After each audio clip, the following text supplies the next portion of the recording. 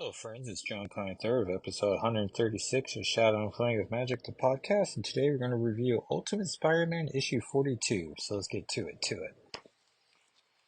So, I was reminded recently about how I still got some issue 42s pulled. And so, when there's not a big comic of the week, I want to chip away at these, leaving one of them for December. I want to say I got 3 left, so we still got some way to go. And so this is Ultimate Spider-Man 42. It came out in August 2003. Inside cover ad is for Donkey Kong Country on the Game Boy SP, which my SP was modeled after the classic NES, so that was pretty cool. Um, the stories by Brian Michael Bendis, pencils Mark Bagley, inks Art Thibert, colors Transparency Digital, letters Chris Elopoulos, who's amazing, legend. Assistant editor Nick Lowe, associate editor C.B. Sabowski, editor Ralph Macchio, editor-in-chief Joe Quesada, and Bill Chamos is president and inspiration, which is nice. The cast is Peter Parker, Aunt May, Aunt Mary Jane Watson, Gwen Stacy, and Geldof. Geldoff. And since this came out in 2003, we get a handy little recap page. The bite of a genetic altered spider granted high school student Peter Parker incredible arachnid-like powers, strength, agility, a spider-like sixth sense, warning him of personal danger, and most amazing of all, Peter can walk on walls. When a burglar killed his beloved Uncle Ben, a grief-stricken Peter vowed to use his amazing abilities to protect his fellow man. He learned the invaluable lesson that with great power, there must also come great responsibility. Now the fledgling superhero tries to balance a full high school curriculum, a night job as a web designer for the Daily Bugle tabloid, a friendship with the beautiful Mary Jane Watson, another friendship with Gwen Stacy, the girl living at his house since her father's death, and swing time as the misunderstood web-slinging Spider-Man. Previously, in Ultimate Spider-Man. After weeks apart, Peter and Mary Jane have finally gotten back together, and things are better than ever. The two got back together after they saw each other at a party. The same party where a kid named Geldof was making cars explode, seemingly just by looking at them. At school the day after the party, Peter and Mary Jane get reports of the same Geldof destroying more cars at a nearby high school. Peter, whose regular Spider-Man costume was destroyed in a recent battle, puts on a makeshift costume that Mary Jane made for him and swings off to try and stop Geldof from hurting anyone. And essentially all she had time was to make a mask, the shirt, and gloves. And then he's just going to rock his pants like any other person. And since this is a Bendis joint with Bagley, not only does the comic look amazing, but there's some great narration and dialogue.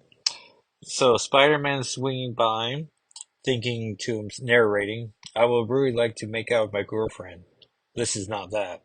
This is the opposite of that in so many ways. This is me swinging through Queens in what must be the worst version of my already questionably designed costume. On my way to probably fight someone I know nothing about. But thank you, police people, for leading the way because I really had no idea where I was going. Oh, and what happens every time I fight someone I know nothing about? Well, that would be me usually getting my something kicked all the way back to Pausaic and back. Passaic. Though I will try my darn damnedest not to get my whatever kick this time. I like how you can narrate damnedest, but butts too much for him to say. What I am really not in the mood for is the public mocking I will take for going out in a half-made Spider-Man costume. Yes, I do desperately want to keep my secret identity. Yes, I do desperately want my identity kept a secret, but this half-sewn-together outfit might be the line I draw in the sand as how far I will go to keep my identity a secret. So as I try not to get my whatever kicked and hope not to get mocked and hope I can maybe talk about sense into this mysterious Geldof guy and not have to fight him, I must again remind myself that all I really want to be doing is making out with Mary Jane, who I finally got back together with after not wanting to have broken up with her in the first place. And he finally catches up to the school where Geldof is blowing up police cars, it looks like. Spider-Man confronts him. Um, Geldof does not believe that he is Spider-Man, but even though he web sling there, you think that'd be enough. And so Spidey webs his hands, well, Geldof's hands, and then Geldof just explodes them. And Geldof is a ultimate original character. There's an ad here for Ritz Bits sandwiches, the cheese version. I'm more of a peanut butter guy myself. But if they made one that was half peanut butter, half cheese, I bet I could do that. And some variety is always nice. My taste buds sometimes just gets bored of something where I'm just like, all right, well, I wish I had something else to go on here. And then more police show up, and Geldof is tempted to just keep exploding cars, but um, snags on the Spider-Man and they escape. There's an ad here for the Kool-Aid Mad Voice Twister. And you can get where it's just a recording a message, play it back really fast or really slow. So, trying to see how many. With 24 Kool-Aid points plus $1 shipping and handling. So, it probably cost you $12, $13 for shipping. And so now they're talking on the roof, which is pretty cool. Um, as now this is where they get the heart of where they're just trying to just connect. And how Spidey's like, you can't just blow up things just because you want people to think you're cool. And Geldof has an accent, but um, he doesn't think he has an accent, which is funny. Which I remember going meeting the Joe Quesada message board people in Philadelphia, and how I don't know, they were like, I like your accent. I was like, I like from Arizona. I don't think I have an accent, but I think it was like, oh, I think they're hearing the absence of an accent, but it's like, oh, sure, sure. And so Geldof explains how he can just stare at something and it just explodes. Because it's not like he shoots a blast or anything, but we do get a description of seeing him manifest like a bomb that can go boom. Spider-Man accuses him of being a mutant. And he just like loses his mind because his parents think he's a mutant and like disown him and made and he's adopted. He's originally from Latveria, so there's some suspicions about him being um, experimented on. And his accent essentially is that classic vampire thing of switching W's for V's, so it's like what accent?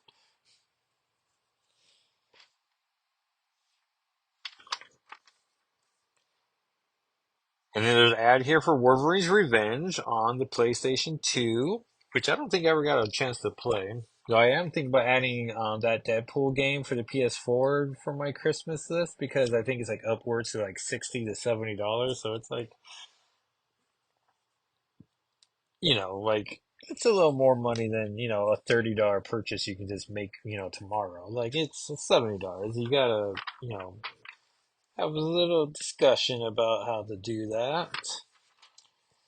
And it's a video game, so clearly it should be a present if it's going to be that much. Spider-Man tells him that he should be using his powers for good. There's an ad here for the Marvel Encyclopedia. Volume 3 is all about the Hulk, which I remember the DK books being amazing, and I was purchasing a bunch of them. And then there's a robbery taking place in the Cyber I don't know, it's CEHEC, so maybe it's just Cyber Checkout, but fun because that's the inker's name.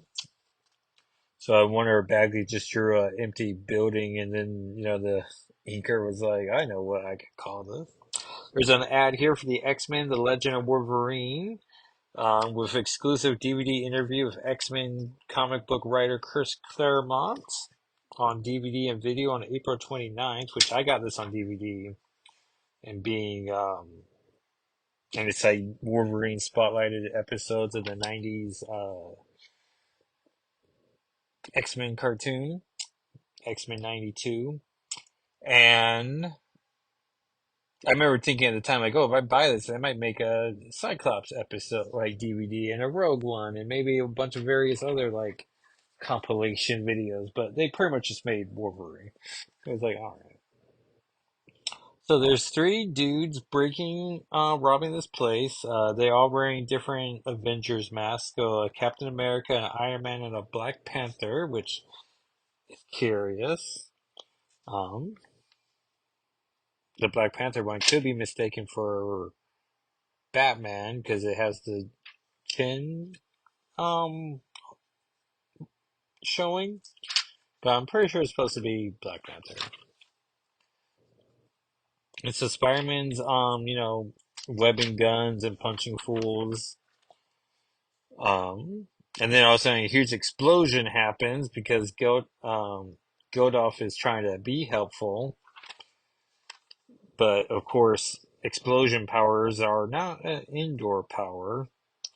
And Spider-Man's there like, oh my God, please, please, please, please still be alive. Okay, she's okay.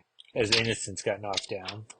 The Hulk movie's coming out, and Marvel and Universal are teaming up with America's number one freezer pop, which I guess is called Flaw Fav Ice? So flavor ice?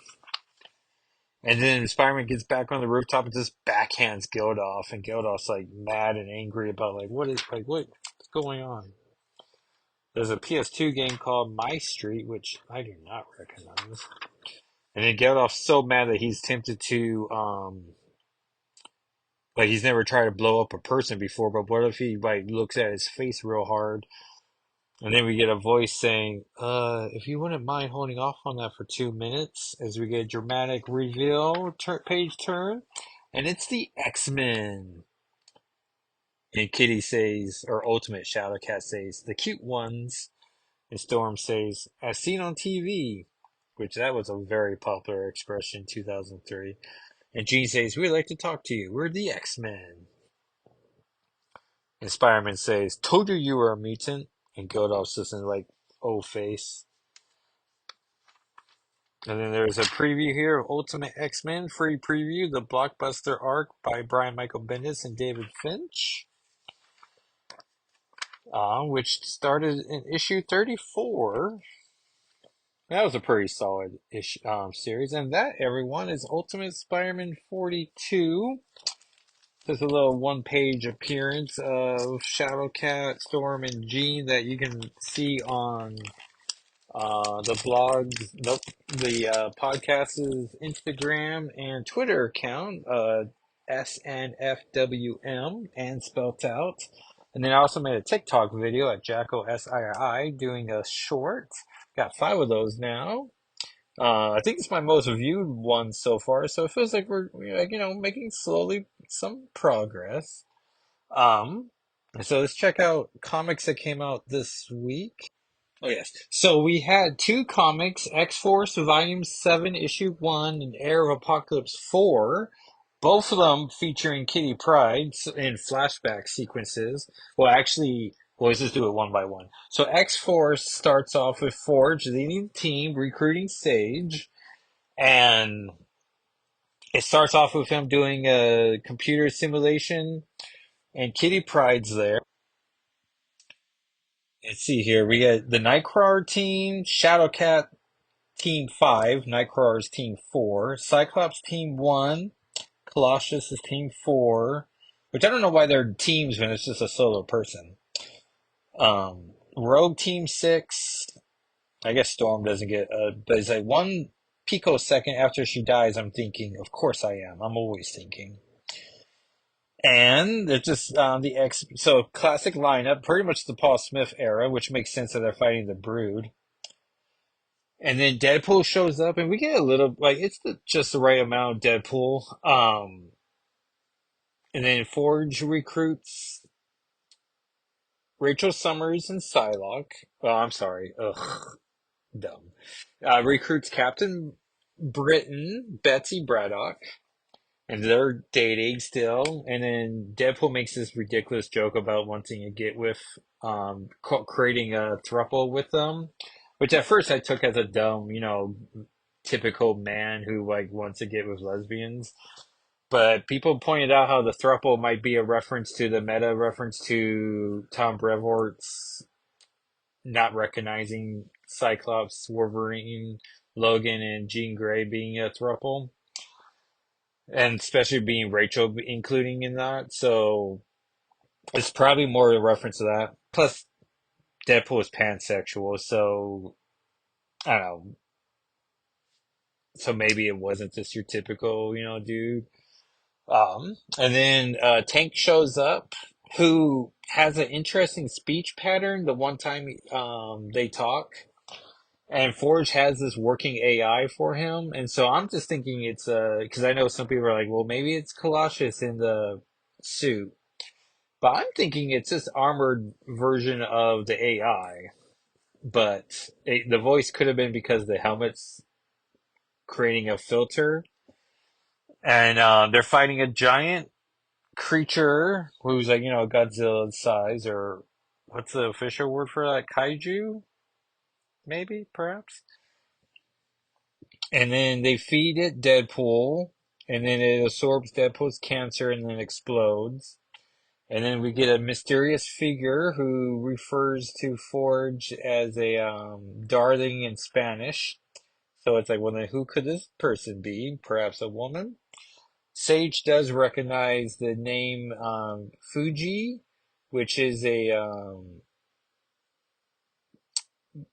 did business with Mr. Sinister, but I also recognize the name as being a lady from Kurt Busiek's Iron Man run. So I'm like, oh, maybe. But apparently she was killed off in like a later Iron Man issue, so that's disappointing. And she was just killed off just to further Iron Man's plot. And then we got Heir of Apocalypse, issue 4, which is the big conclusion. And our candidates are down to Danny Moonstar and Doug Ramsey. So I'll give you a second here to think about who was chosen. But Danny thinks to herself, and yet we have always stood in the shadows of greatness. And then we see the shadows Danny standing in are Storm, Colossus, Nightcrawler, and Kitty. Also shown here in a black and gold training outfit. And I'm seeing more and more from Eve Ewing and Carmen Carnera's Exceptional X-Men, and how it seems to be she is going back to Kitty again. So, and I did buy another variant cover of Exceptional X-Men 1, the one with Kitty and Lockheed on it. So I'm very excited about that comic coming out and just supporting it as much as I can. And it's the first appearance we've gotten of Lockheed in this title. It's on a variant cover, so I'm really hoping eventually preview pages start spoiling the heck out of it.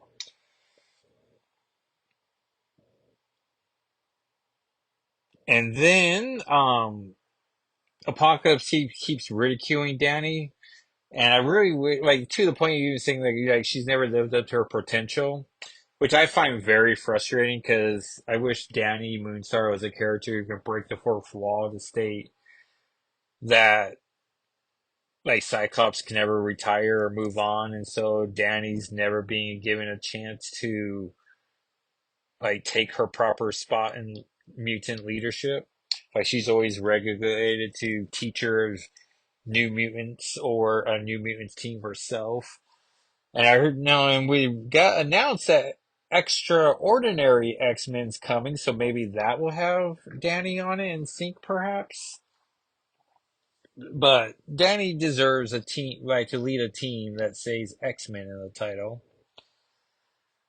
So I guess this is my long roundabout way of saying that Danny is not chosen to be the heir of Apocalypse. She's not saddled with that nonsense. But instead, we see Apocalypse is working with Bay, who's great to see Bay back. And Warlock, as Doug Ramsey, is now officially the heir of Apocalypse with a very fancy title of Revelation. So it's like, all right. And pretty much it just looks like Apocalypse, but instead of blue, it's blonde with like yellow highlight like patterns. And so, and my least favorite color. So I'm just like, whatever, Doug. And so those two issues were exciting. And see what else came out. And then we got Blood Hunt 5. So that's finally over. Which ends with Doctor Strange making a deal. No, I'm sorry. Doctor Doom making a deal with Doctor Strange that he will become the Sorcerer Supreme as long as the danger's present.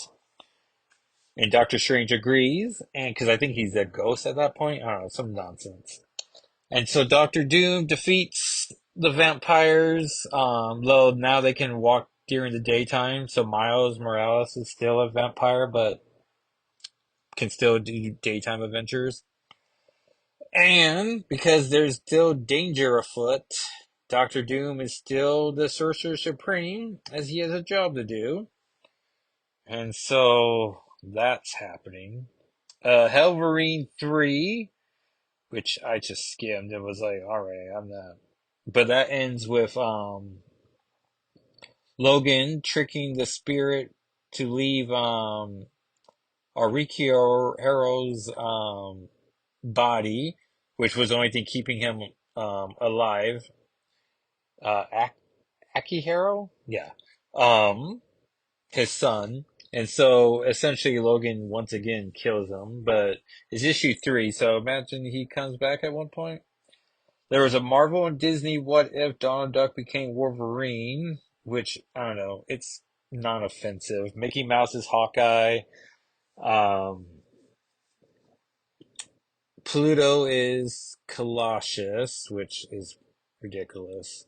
And then Goofy was the Incredible Hulk. So not enough was done with the Marvel franchise.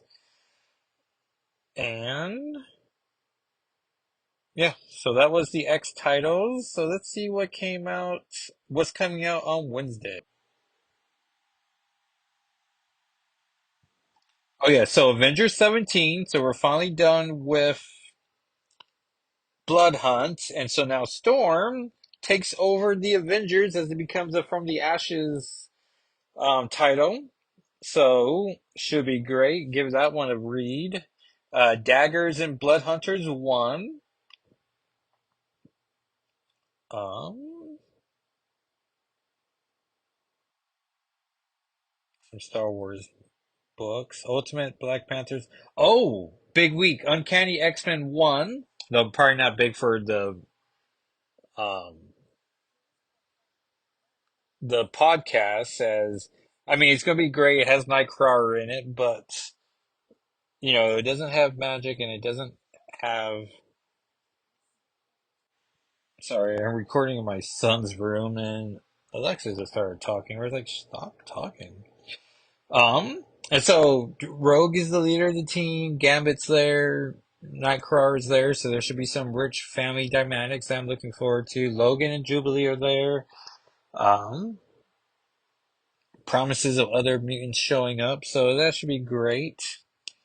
And Wolverine Deep Cut 2, which had a surprise Kitty Pryde and Lockheed appearance, but from the Slits, issues 2, 3, and 4 are all Sinister heavy, so that's not exciting for me, as I'm still in my Sinister burnout phase. But this one promises Logan versus the Marauders, not the pirate ones, but the Sinister clones. So that is what's coming out this week. So Avengers,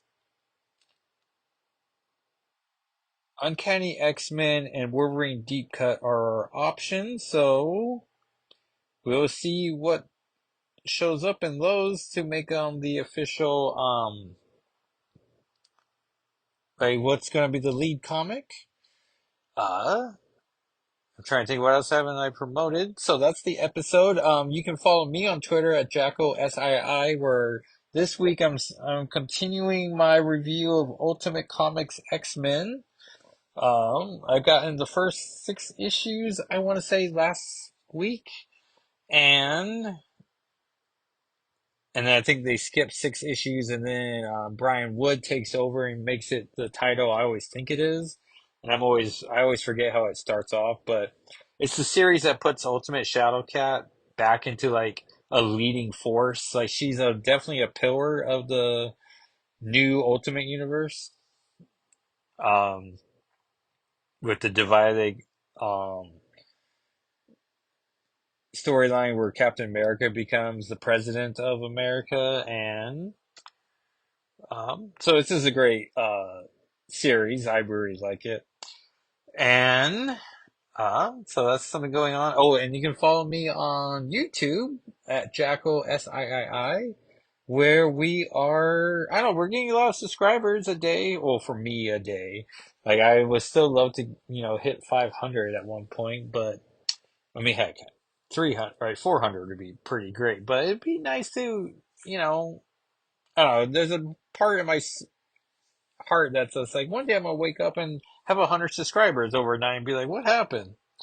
But the views are there, which is nice, and so thank you everyone who's gotten it as successful as it is, and hopefully, eventually, um, we just keep growing. Same for the podcast and TikTok and everything. Just, trying to carve a little corner of the internet. So thank you everyone for listening. If you ask a friend to listen and subscribe, we really appreciate it. And I will talk at you next time. All right, everyone. Bye.